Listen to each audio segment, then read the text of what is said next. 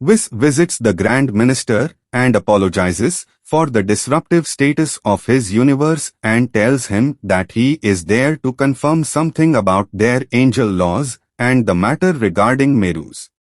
The Grand Minister tells Whis that he had dispatched the angel trainee, Merus, to Universe 7 in order to broaden his perspective on the mortal world. However, despite their laws that angels must act impartially, Merus had gone on to join the Galactic Patrol and grew a bias on the scale of right and wrong. He decides to recall Merus, but Whis convinces him to let him deal with the situation. Spirit Control Gallic Beam. Vegeta's powerful Gallic Beam. On the planet Yardrat, Vegeta continues his training under the Elder Pyabara, having improved to a larger and faster degree than Goku previously had.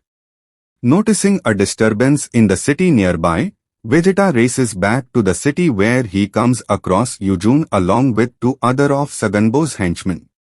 As Yujun berates Vegeta and goes to contact his master, Vegeta fires an unexpectedly powerful blast from his fingertip. Pyabara teleports into the area and tells a surprised Vegeta that it was a result of his own nascent power and he has grown much stronger during his time training on the planet due to his body and spirit being more balanced than before. Vegeta easily defeats and overpowers Yujun and the others and tells Yujun to surrender and return to the galactic prison, but Yujun tells him the news of Moro's next target, Earth. He tries to make a hasty retreat aboard his ship, but the deflected and hardened building that was thrown earlier by Yujun returns and strikes him and his ship, killing him on impact. Vegeta asks Pyabara to be taught a technique that can bring down Moro and Pyabara agrees. Elsewhere, Moro senses that Vegeta has grown more powerful than before and vows to stock up and reach his limits before traveling to Earth, wondering if he even has limits at all. Angel Merus. Merus revealed as an angel. Over the next 2 months, Moro continues to devour many planets throughout the galaxy and Goku and Vegeta make progress in their training. On board his ship, Frieza is informed by 2 of his scouts of the Moro Code's rampage across the universe and opts to not get involved. With time almost up, Merus asks Goku for one last sparring session before returning to Earth. The two decide to not hold back and begin to power up when they suddenly find themselves outside and Whis nearby. While Whis chastises Merus on his plan to use his full strength in battle and also to travel to Earth to battle Moro.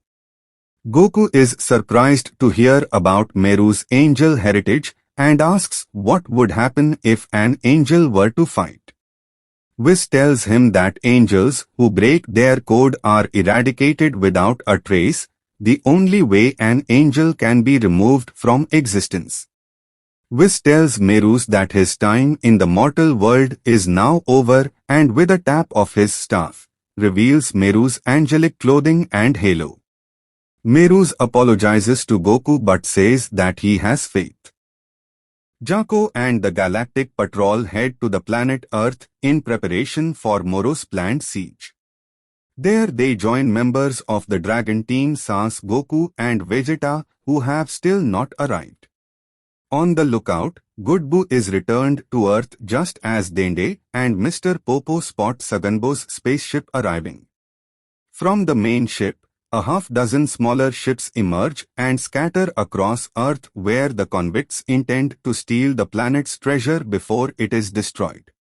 Realizing the situation, Master Roshi suggests facing those convicts while Gohan and Piccolo stay to face the main threat. The members of the Galactic Patrol split up and follow after the others to offer support. Krillin along with Master Roshi come across Yumba and Krillin attacks him. Master Roshi however spots 3 attractive female convicts and more interested in the women, gives chase to them instead. Invisible 7-3 grabs Gohan and Piccolo. While Krillin battles Yumba, Tien Singhan, and Kyaotsu battles Kotor and Yacha battles a trio of convicts in the city, Shimorika lands down in front of Gohan and Piccolo. As does 7-3, who once again is able to steal their abilities. 7-3 fires a special beam cannon at the pair, but Gohan blocks it with a shield made of energy. From behind Gohan, Piccolo fires a special beam cannon of his own that hits 7-3 and destroys an upper portion of his body and his entire left arm, though he regrows it thanks to Piccolo's regeneration. After switching to Gohan's abilities, 7-3 fires a volley of energy blasts at them.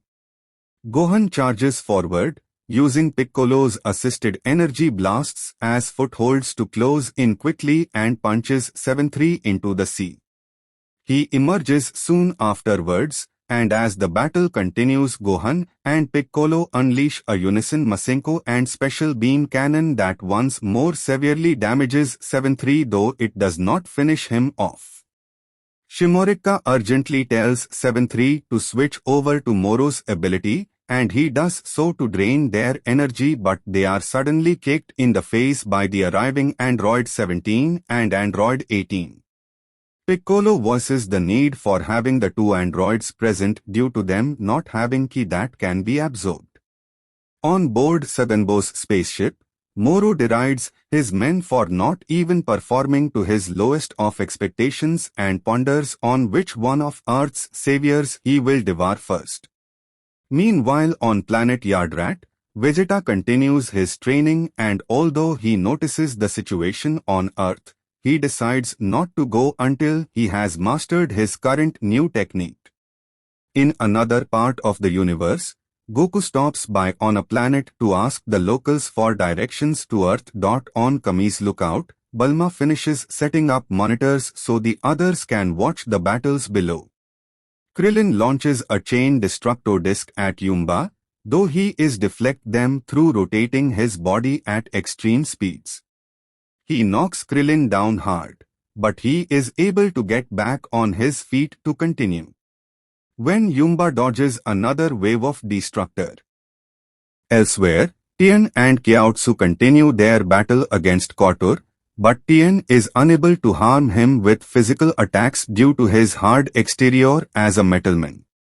Kyaotsu remembers Otamageta and suggests that Tien insult him. However, Tien struggles to think up a worthwhile insult. Kyaotsu, on the other hand, is able to successfully taunt Kotor and causes him to collapse on the spot. Meanwhile, Roshi dons a bandana to cover his eyes, allowing him to dodge and evade all three convicts' attacks. Angered, the three girls fuse together to become one significantly large, unattractive female and lands a single blow on Krillin and Roshi that sends them flying. Dragon Team vs. Saganbo. Dragon Team vs. Saganbo. Saganbo's spaceship begins to descend. As Android 18 continues to overwhelm Shimorika, Android 17 almost finishes off 7-3, only for Moro to arrive. He tosses 7-3 to Shimorika, telling him to help him recover, as he will make use of him again. As Saganbo joins Moro's side, Piccolo and Gohan point out Moro's terrifying power. As Moro wonders how to go about consuming them all, Saganbo suggests that he handle them and Moro allows it. Before heading into battle, Moro gives Saganbo some of his energy, dramatically powering him up and easily overwhelms the other fighters at once. Goku vs. Moro. Female fusion defeated. Goku knocks out the fused convict. Tien and Kyaotsu come across Yacha, who is on the losing end of his fight against Zoyogi. Krillin and Roshi, meanwhile, hide from the fused female convict. Krillin, despite knowing that he doesn't stand a chance, decides that he'd rather go out swinging. In space, Goku senses the battles taking place and uses instant transmission after sensing a spike in Krillin's power. As the overweight convict prepares to kill both Krillin and Roshi, She is suddenly knocked out with a single punch by Goku, who apologizes to Krillin for not getting to Earth sooner. After telling Krillin that he believes he may now be able to defeat Moro, Goku teleports to Tien Sinhan, Yamcha and Kyaotsu and proceeds to take down their foe in an instant. As Zoyogi is taken away, Yamcha informs Goku that Gohan and the others need him, and so Goku teleport away once more. The battle with Saganbo is going poorly, with only Gohan and Piccolo still fighting the brute, as Android 17, Android 18 and Jaco have retreated to the sidelines.